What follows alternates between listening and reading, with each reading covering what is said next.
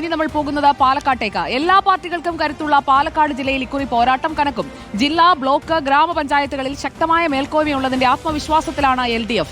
V4 Pattambi തിരിച്ചു വന്നതോടെ പട്ടാമ്പിയിലും പരിസര പ്രദേശങ്ങളിലും മികച്ച പ്രകടനം കാഴ്ചവെക്കാൻ കഴിയുമെന്നാണ് UDFന്റെ പ്രതീക്ഷ. പാലക്കാട് നഗരസഭയ്ക്കൊപ്പം ഷൊർണൂർ മുനിസിപ്പാലിറ്റി, അകത്തേത്തറ, മലമ്പുഴ പഞ്ചായത്തുകൾ നേടാൻ കഴിയുമെന്ന കണക്കുകൂട്ടലിലാണ് BJP. വെൽഫെയർ പാർട്ടി, SDPI, 2020 ഉൾപ്പെടെയുള്ള പാർട്ടികളും ഇത്തവണ ശക്തമായ മുന്നേറ്റം കാഴ്ചവെക്കാനുള്ള ഒരുക്കത്തിലാണ്. ഇക്ബാൽ അറക്കൽ എത്തുന്നു നമുക്കൊപ്പം. Iqbal Arakkal, good evening. ഇത്തവണ പാലക്കാട്ടേക്ക് ഇക്ബാലിന് കൂട്ടായി കൂടുതൽ റിപ്പോർട്ടേഴ്സിനെ വിടേണ്ടി വരുമോ? വാശിയേറിയ പോരാട്ടമായിരിക്കുമോ?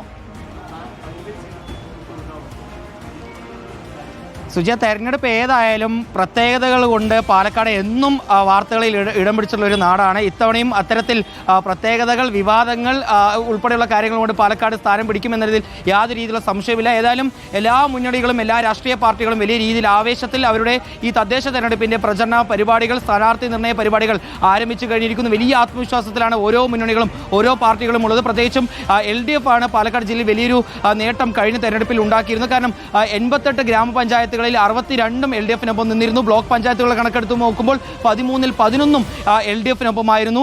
മാത്രമല്ല ജില്ലാ പഞ്ചായത്ത് ഡിവിഷനുകൾ നോക്കുമ്പോൾ 30-ൽ 27 സീറ്റുകളും ലഭിച്ചിരുന്നത് LDFനായിരുന്നു. നഗരസഭകളുടെ കണക്കിലും LDFനായിരുന്നു മുൻതൂക്കം. പക്ഷേ ഇത്തവണ ആ മുൻതൂക്കങ്ങളെല്ലാം തെറ്റിച്ചുകൊണ്ട് വലിയ രീതിയിൽ നേട്ടം ഇത്തവണത്തെ ഈ തദ്ദേശ തെരഞ്ഞെടുപ്പിൽ ഉണ്ടാക്കും എന്ന ഒരു കണക്കുകൂട്ടലാണ് UDF ഉള്ളത്. UDFന് വലിയ രീതിയിൽ കഴിഞ്ഞ തവണ പട്ടാമ്പിയിലും വലിയൊരു തിരിച്ചടി ഉണ്ടായിരുന്നു. ആ തിരിച്ചടിയെല്ലാം മറികടന്നുകൊണ്ട് വരുന്നതാണ് UDF പറയുന്നത്. BJP ആണെങ്കിൽ പാലക്കാട് നഗരസഭയ്ക്ക് പുറമെ ഷൊർണൂർ നഗരസഭയും ഒറ്റപ്പാലം നഗരസഭയും ഇത്തവണ ഭരണം പിടിക്കുമെന്നതിൽ ആത്മവിശ്വാസമുണ്ട്.